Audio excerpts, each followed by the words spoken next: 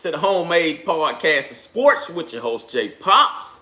Guys, today's date is February 23rd, 2022. On this latest edition of the Homemade Podcast of Sports, we will talk about who will be running back number one and number two. Because we need two of them, guys. We already know how Jimbo Fisher works. This is not going to change. He's going to utilize his running backs. And this time around, he has more talent in that backfield than anything. All right. So just like Jimbo Fisher may just be the curious bunch, us A&M fans, we're curious too. Who will be running back number one, number two? So let's go ahead and talk about it. Let's go ahead and get on into it. So this is for people out there that did not know, and this is for the ones that just wants to be refreshed on what all did running back number one, in which I believe we will all agree on, which is Devon Achane. He's going to be running back one. What all did he do last season? What was his actual stats, rushing on the football field? And before we get into further, I want to say this here. Because I was thinking to myself, if you're a running back, and if you're a highly rated 4-star, 5-star, 3-star, whatever you may be, even unranked, whatever you may be, what coaches would you want to go and play for? What coaches can actually develop you into a premier running back and get you ready for the NFL? So the first coach that comes to mind, we all know this here, is Jimbo Fisher. All right, so that's the first coach because of the simple fact of that, Jimbo Fisher is our head football coach. And we all know his track record with running backs. And I believe that that's pretty well slept on for whatever reason. But Jimbo Fisher is a great developer with running backs, man.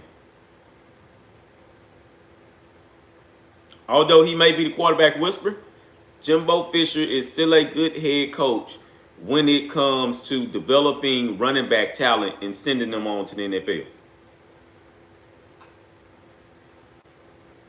The next coach that comes to mind, because he gets elite 5-star running backs to come in, and I'm going to tell you guys like this, man. In 2023, we should have a 5-star running back to finally come and break that curse on our running backs, man, because we have not had a 5-star running back in forever, all right? But in this 2023 class, we should have a 5-star running back that commits to us. But anywho, let's keep on going. So Nick Saban is number two. That will be the next man up of who you will want to go and play for so far as a running back.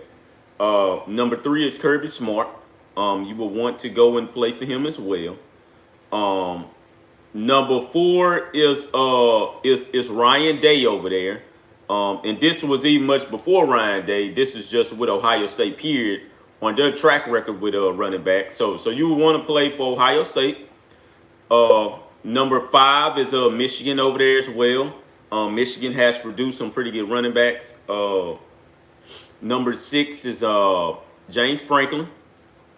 You would want to play for him as well. That's one of the 6 best. And number 7, because I cannot think of any Big 12 teams, can't think of any Pac-12s, and things of that nature. But number 7 and 8, and I'm going to end it at 8. Number 7 for me would be LSU. I'm not going to necessarily say Brian Kelly. I'm just going to say LSU in overall because of their general track record at running back. So LSU will be on your list. And number 8 is Dabo Swinney and the Clemson Tigers.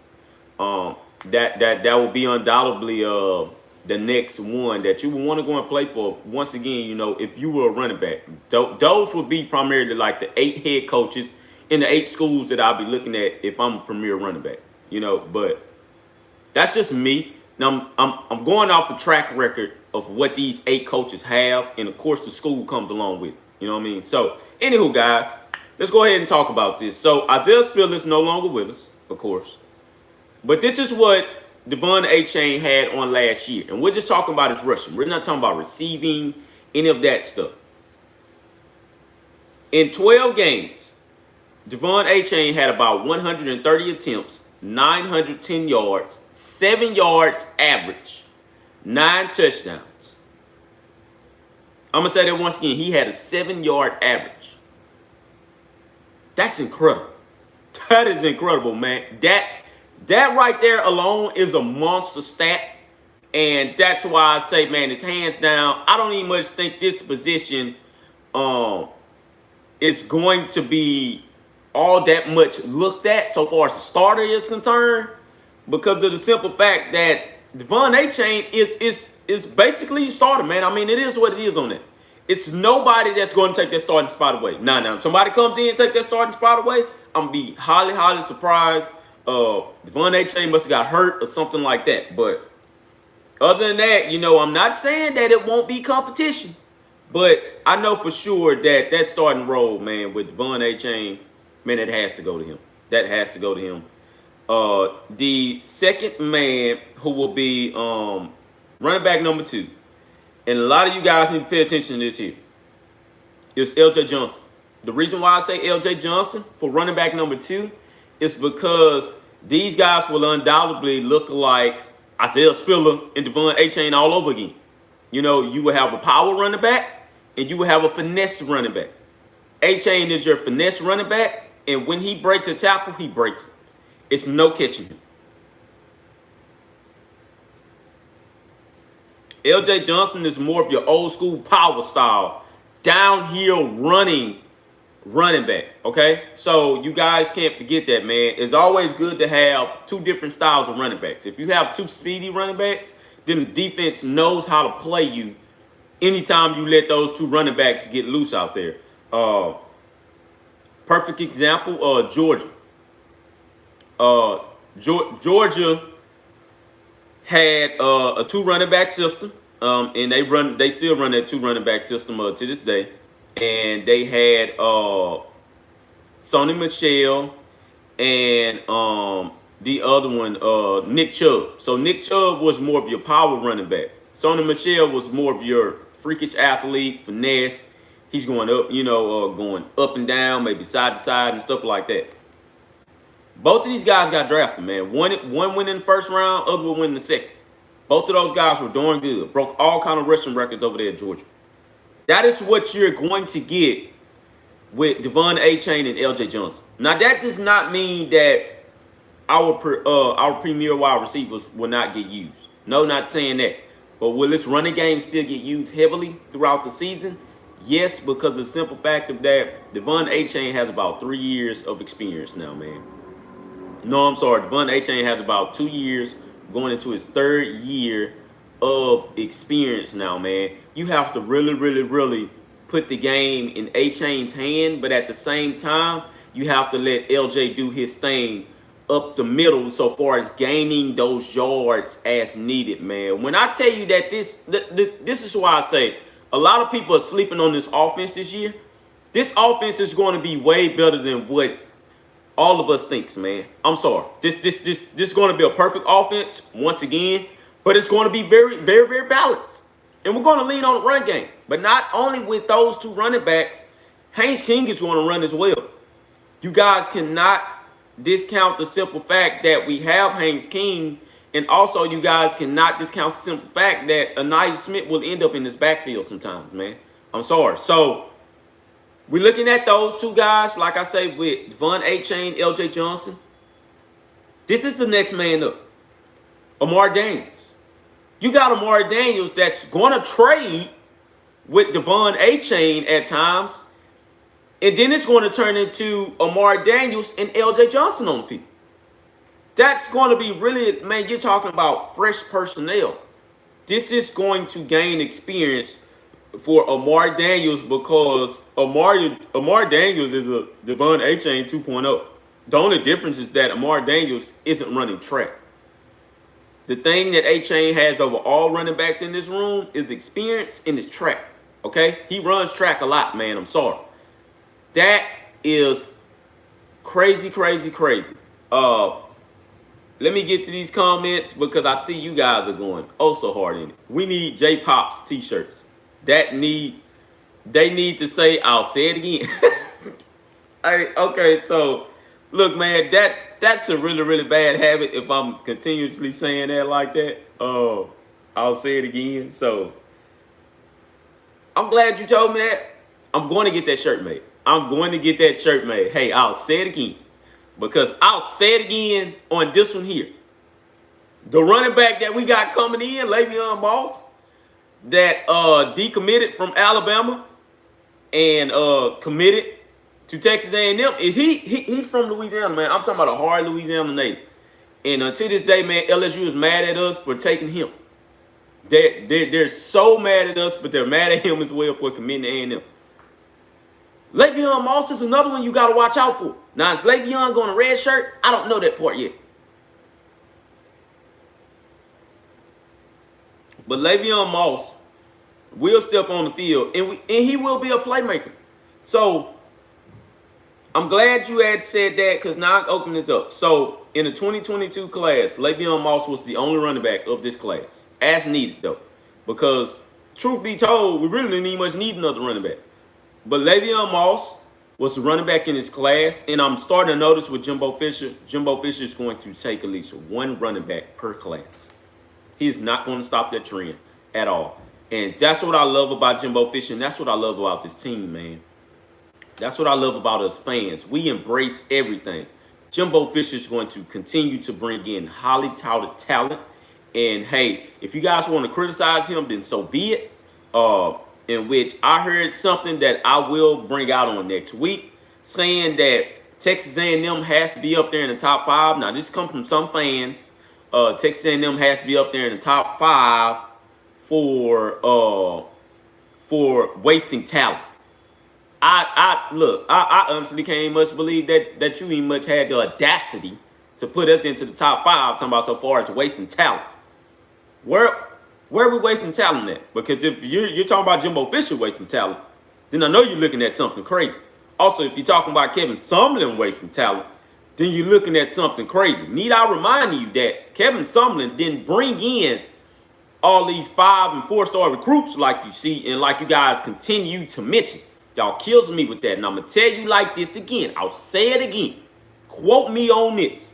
Kevin Sumlin brought in a bunch of 3-star talent over 4- and 5-star talent. And I'll say it again.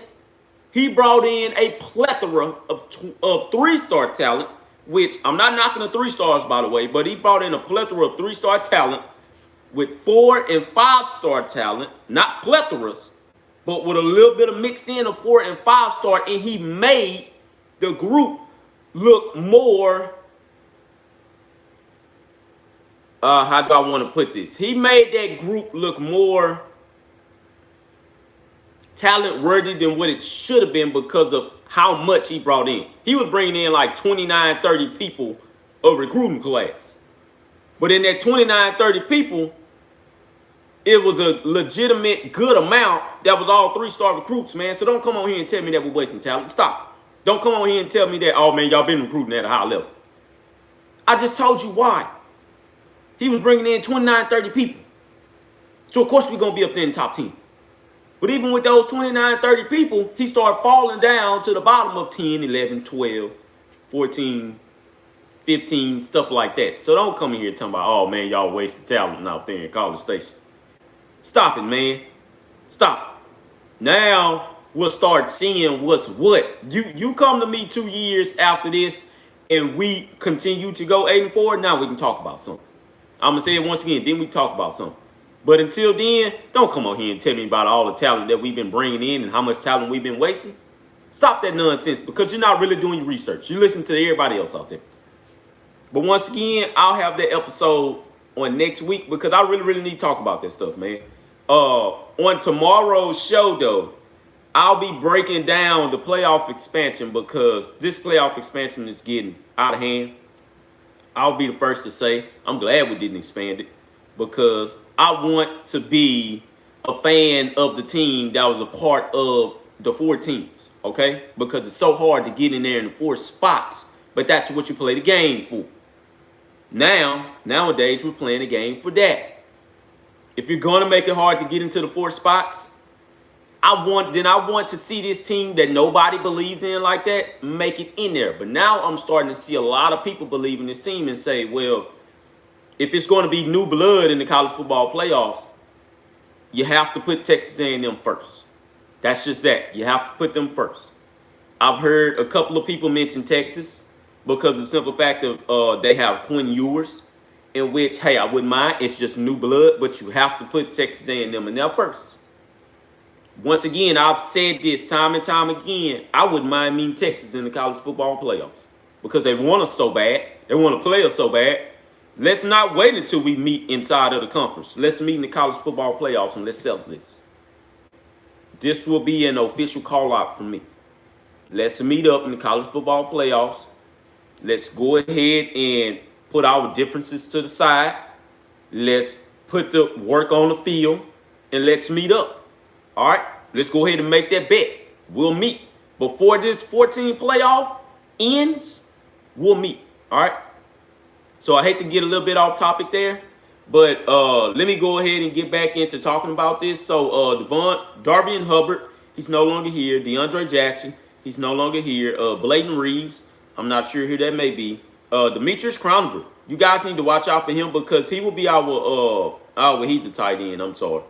I don't know how I got them all mixed up in there. So Connor Cook, I believe he's still on there. So Ernest Crowniger, I'm sorry. Ernest Crowniger is the running back. He's still on the roster. I believe Ernest Crowniger will be a big factor into why we're getting so many first downs on next season, you know. So you guys need to really, really watch out for that. So once again, man, like I say, Jimbo Fisher is going to undoubtedly continue to take a running back or two per class. That's what I love about him, man. I love my running backs and I love my wide receivers because both of these guys on the field are playmakers. The quarterbacks are going to be there, and the quarterbacks are the main distributors. But when you have your running backs and your receivers on the same page and both of them are playmakers, it's something special that always comes out of that, okay? Once again, I've seen Alabama do that over the years with a running back and a wide receiver, and I've seen Georgia now do it. A lot of people may give Kirby Smart flack about what he's actually doing with his talent, but he just won national title. The guy that stepped up and won one of those playoffs games was the talented five-star wide receiver that's been on that roster for a minute. Another one was the tight end, and which made a huge impact. But George Pickens is the wide receiver that I'm talking about for Georgia. And I followed that guy almost through all of his Georgia career. He was just also banged up, but George Pickens might go either first round or second round because of the talent that hasn't yet shown. But he helped Georgia win the national title, so it is what it is. All right, so this is the reason to why you need these guys. So the cornerback that's off our board is the guy that committed to Alabama on yesterday. Do not quote me on his name like that, but a guy that is really high on Alabama, but I still think A&M will pull him in, is Tony Mitchell. He's the cornerback, five-star cornerback. Anthony Hill, I believe that we're getting way closer than what we think on him. He's the five-star linebacker from out of Den Ryan, Texas. And this is the running back, of course, that we love to talk about, which is Reuben Owens. Reuben Owens is a highly five-star running back. And when I tell you everybody around the country wants Reuben, you guys know what I'm saying, man. But I believe Reuben is the 27th best recruit overall. He's from El Campo, Texas, and it's crazy because I was heading out to San Antonio, and I looked at the El Campo, Texas sign. I looked at the El Campo sign, and immediately I thought about Reuben Owens, man. I headed out there last weekend, immediately thought about Reuben Owens when I saw El Campo. And I was looking out like, what in the hell is out here in El Campo? So crazy thing is that Texas A&M now with Jimbo Fisher at the helms, he's able to gravitate to these small towns. And he's able to bring these recruits from out of Texas, from these small towns like that, and he's able to gravitate them to College Station. The reason to why that trick is starting to work It's because College Station reminds them of a town they came from. Now the only thing with College Station is that College Station is way more rejuvenated. Now, people in Austin will tell you a different story, but College Station is way more rejuvenated now, but it's still a small town. When those guys come out here from places like El Campo, Texas and stuff, it reminds them of home. And that's why when most of those guys go out there, they say, man, I feel like I'm at home. I feel like I'm just at home. It's a newer scenery. Everything is updated in College Station now. That's why I say for the people that has not been out there lately, you got to get up there. Everything is updated. But this is the reason, man. And I was thinking about this on a drive back home over the weekend. I was like, man, I think I figured that thing out. That's the reason why they're able to go inside of those small towns and get those guys like that, man. Like, that is crazy. That is crazy, crazy, crazy. I see somebody saying, man, there are some studs right down the road from College Station in Franklin. You got to check those running backs out. They have, man. So trust my will. I see you guys already in here comment about the Miami. You think we will beat Miami? I'm going to that game. Jeremiah Gomez. Yes, I think we will beat Miami. It's no ifs, ands, buts about it, and I don't feel any other way about that game. I'm not going to say it's a blowout because I do believe that Mario Cristobal will come on with it. Although people love to kind of bash Mario Cristobal because of his play with the talent that he's had, hasn't really worked out down there in Oregon. I believe Mario Cristobal is walking into a different room of talent now where he's going to keep a lot of those guys in state. And I know he is. So I believe he will play a part in down south recruiting now. It'll be much easier for him to come into the state of Texas, maybe get maybe one or two guys. Louisiana, maybe get like one or two guys. And he would keep generally overall that talent at home. I honestly think that, man. So this is Mario's first time. I still believe that we will beat them. I believe we may be a 2-touchdown favorite in that game, man. And if everything goes right, we will win by 2 touchdowns. I honestly believe that. Now, the score prediction for that game, man, I'm going to be real with you on this. Score prediction for that game. And a lot of people are going to look at me crazy. But if this score prediction comes out right, then that means, man, people better be watching College Station. So the score prediction for that game, I'm going to give like a 48 to 24 ball game. And if everything goes right, where both sides are clicking, that may be a 48 to 10 ball game, Texas A&M.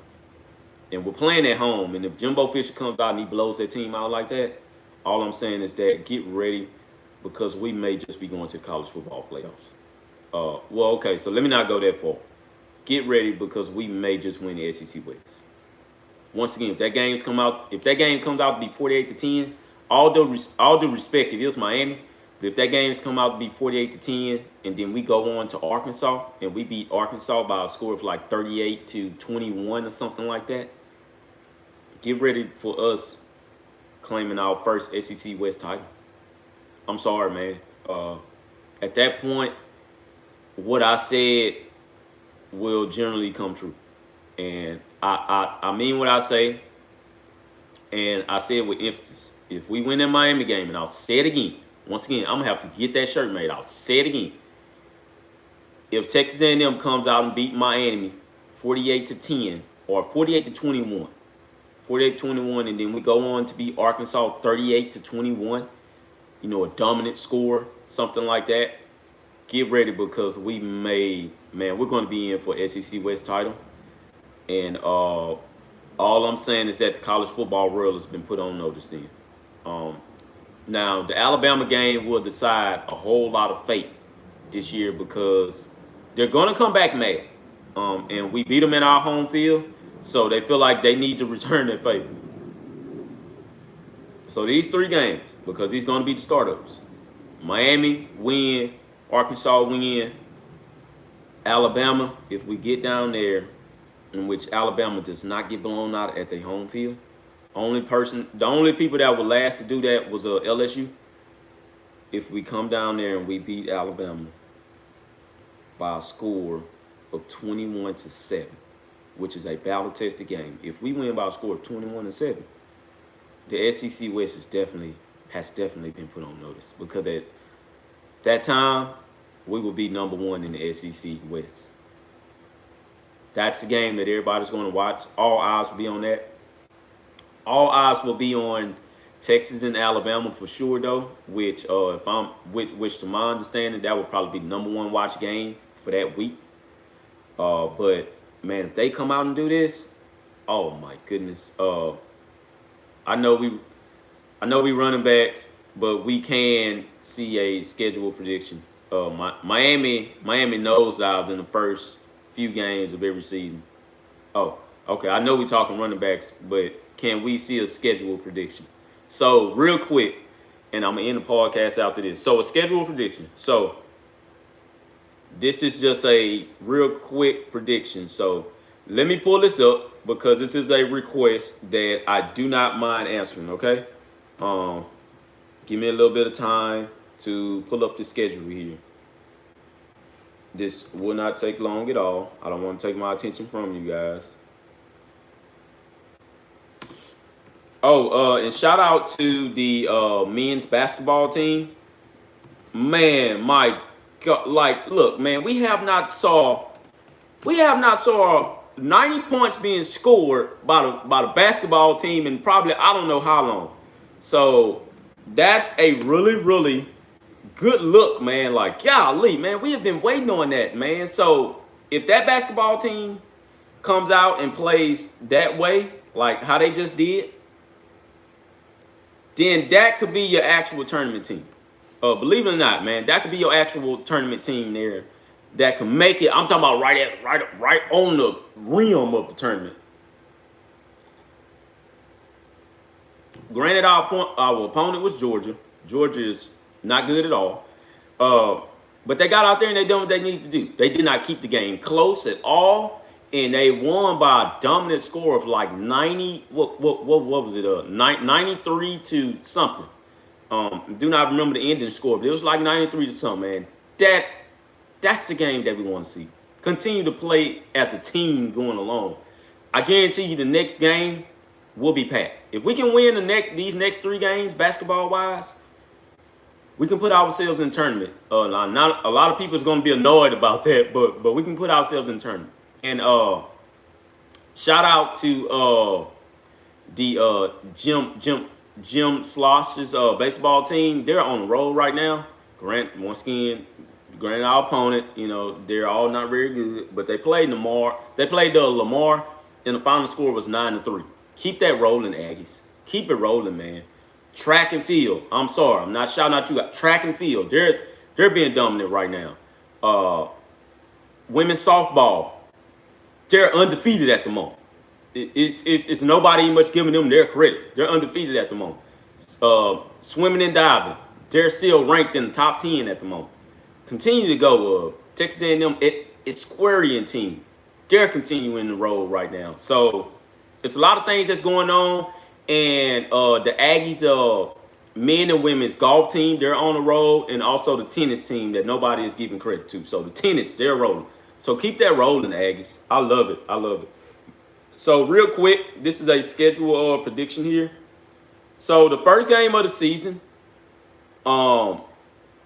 yeah, they're going off. The Squarian team, man, yeah, they're going off right now. And if I'm not mistaken, they should be like the top Squarian team in the country. We're not talking about top 5. We're talking about like number 1 and number 2 right now. So Sam Houston is the first game. That should be a final score of maybe like if this offense rolls right, probably like 50-10, 52-10 ball game. Appalachian State, they're going to give us a little bit of a ball game, so you guys need to really, really kind of watch that. That should be a final score of like 48-10, though. Miami is the game on September 17th, 2022. So this is going to be the one. In that ball game, that should be a final score of, like I say, man, if this offense is really, really clicking and they want to come out there and just kill their opponent, that final score, that final score may be 48-10 ball game. Either 48-10 or maybe like 38-10. If it's 38-10, that was a killer dominant game, won by 4 scores. That is crazy. But it will be Mario Cristobal first year. Of course, they're going to give him that, and we'll have to get ready for the rematch on the next following year.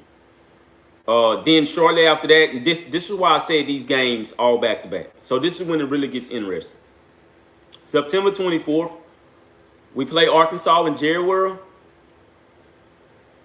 I'm gonna predict that ball game right now, and you guys quote me on this one. I believe that ball game will be a 38-21 ball game. I really honestly believe it. 38-21 Texas A&M. Arkansas got us last year. They called us sleeping. That's fine. We're going to repay the favor. 38-10 ball game. I can say that, but man, that game is going to be way closer than probably what I just said right now. But 38-10 right now, that's just how I'm feeling. I feel like we have a dominant defense that's going to be out there on that field, and they're not going to get credit until they play this game here against Arkansas. A&M and Mississippi State, that ball game shouldn't even much be a toss-up. We should come out there and we should absolutely dominate Mississippi State. I'm going to say 31-10. Texas A&M. Texas A&M, Alabama, this is going to be a damn close ball game, man. And to be honest with y'all, I can predict this score, and I'm going to stick with it, though. I'm going to stick with it. And when I predict all these, just to let you all know, there's no losses on this schedule for me. I'm going to predict this game, man. I'm going to say 24-21 Texas A&M. They just, oh my God, it's going to look like a shootout. It's going to look like a shootout at some point, and we're going to be like, damn, man, I think we might lose this game. I'm going to say 24-21 Texas A&M with a late drive in a game-winning touchdown by Demond Demas. The guy who gets us up there to the 20-yard line, though, is this guy here, Evan Stewart. I'm going to say it once again. I'm going to predict this, and you guys are going to come back, and y'all are going to be like, hey, man, I remember you said this and that. Evan Stewart would get us up there to the 20-yard line, maybe 25. Demond Demas is going to make that game-winning touchdown catch, and we're going to remember Demond Demas forever. Texas A&M, South Carolina. We handled them on last year when they came to College Station. This year around with Spencer Rattler, that game should not be overlooked. This is going to be a damn good ball game. This is going to be a damn good ball game. This ball game here will be a 28-21 ball game. Texas A&M. A lot of you guys going to look at me crazy, but South Carolina is not playing this year. They will not come out here, and they will not take no for an answer, man. I'm sorry. This ball game will be a 28-21 Texas A&M ball game, and Shane Beamer is going to get close, but he's not going to get that close to where he can beat us, okay? I'm sorry about that, but we will get him. It'll be a 28-21 ball game. Defense holds up. Now, this sounds like a lot of points being given up by our defense so far. Until it gets to this game here. Ole Miss, Texas A&M. We owe Lane Kiffin.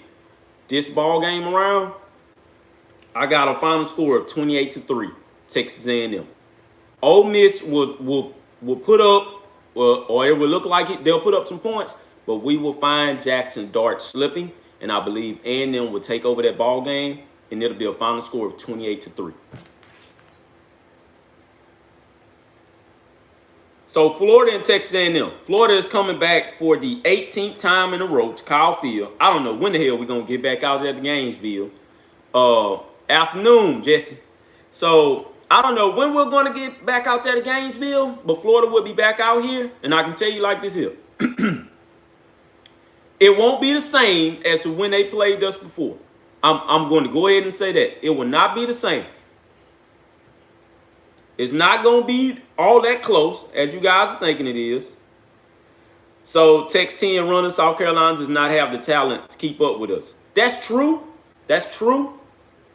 But like I said, because of the simple fact that they have Spencer Rattler, in which I still believe in that young man, Spencer Rattler will make a difference in that game.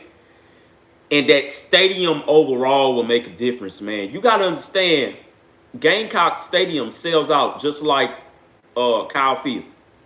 This game is going to be a sellout game. Those folks at South Carolina, those folks are waiting on this game. They are waiting on this. So when we come out there, that South Carolina game is going to be so packed. That's going to be a game that looks like the Tuscaloosa game because it's going to be packed, man. I'm sorry. They're going to pack it out, and they're going to try to make as much noise as possible. That's why I said that game is going to be 28-21. It's going to be a lot of flags being thrown. I know what I'm telling you. Jimbo Fisher's going to be pretty mad, but we're going to pull it out in the end, 28-21, and we're going to make a dominant stop on defense where somebody's going to get a pick. Somebody's going to get an interception to kill a ball game. So, A&M in Florida, this ball game will not be close. I know a lot of Florida fans going to look at me crazy and say, man, what you mean it ain't going to be close? So, this game will not be close. This game will have a dominant score of 41-10. Maybe it may very well be like 50 points, but this game will be 41-10. A&M will still be the hot team rolling. A&M at Auburn, November 12th. This is the game you guys need to watch also. This will be probably the most one of the most watched games this year. A&M at Auburn. This final score, and we go up there to Auburn. I don't even much know if this game is going to be sold out like it usually is. This game, man, this game might not be no contest. I believe this game will be like 28-0 or 21-0. I honestly do. I do not believe Auburn offense will be good at all this year. It will be like 21-0 or 21-3. Texas A&M, we will go along about our business. UMass and Texas A&M, just go ahead and quote me on this, 52-0. I'm gonna say that again, 52-0. I'll say it again, 52-0. UMass A&M, LSU, Texas A&M. Brian Kelly's first year. I believe we will dominate, and the guy that they're gonna pick on the most is Harry Perkins because he's gonna be a starter. There's nobody that's starting over him. I believe it will be a pretty good ball game leading up into like the third quarter, and I believe Texas A&M will undoubtedly take off by then. All right, so once again, this ball game, LSU gives us a hard time all the time, but 28-10, Texas A&M. We're playing at home, and Jimbo Fisher does not lose at home to LSU at all. LSU has a curse on us over there in Baton Rouge. Well, we got a curse on them over here in College Station as well. So give us the victory on that. That's a 12-0 undefeated regular season. Now, will that happen? Probably not. We probably have at least one loss in there somewhere. But I believe that they can go 12-0. I have the confidence in this team. And if they go 12-0, like that, like I say, man, the SEC West has been put on notice and the SEC in general. Now, the thing about it is that will we beat Georgia? Because Georgia will be the SEC East champion. I don't see nobody else beating those guys. But will we beat Georgia? Or will we have one loss to maybe Alabama, and Alabama trips up along the way to somebody, maybe like Auburn or somebody down there? But that's about all I have for you guys. I love all of you. This podcast has been running. Didn't know it was going to go for that long. But, hey, man, this is Homemade Podcast Sports, and this is what we do. We like it and we love it. All right, so love all of you guys. #GigMax.